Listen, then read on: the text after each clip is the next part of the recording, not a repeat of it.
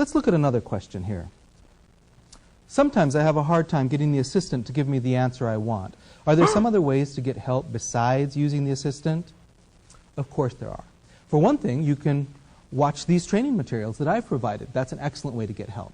But there are other methods for getting help that are built into Excel. Let's look at some of those. Many of the features of Excel have little tips that will show you what they do. If you hold the mouse pointer over a button for a few seconds, then a tip will show up to tell you what that button does.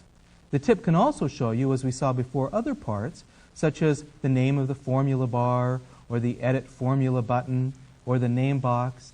Even these buttons up here in the corner will show you that there's a minimize window or restore window buttons that will show you different information. That tooltip is an effective way of finding help. Then there's on the help menu, you can click this and show the command that says contents and index. This bypasses the assistant, which you would normally get with Microsoft Excel help. Contents and index brings up the help file, and the help file comes with 3 different tabs. Contents, where the contents of help are organized much like the table of contents of a book, showing it in an organized manner with chapters. If you double-click on a book, you see a sub-book within it, and then you can see actual topics that progress from one to another in a sequential order.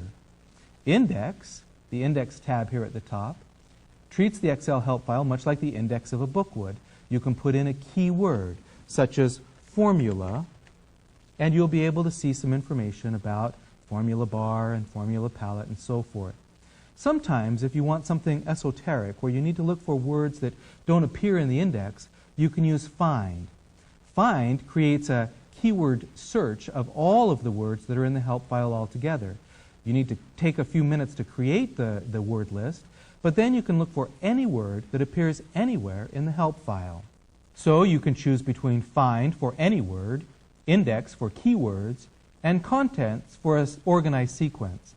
Once you get to the topic that you want, you double-click the topic, and Excel displays help, which allows you to move around through all of the different topics.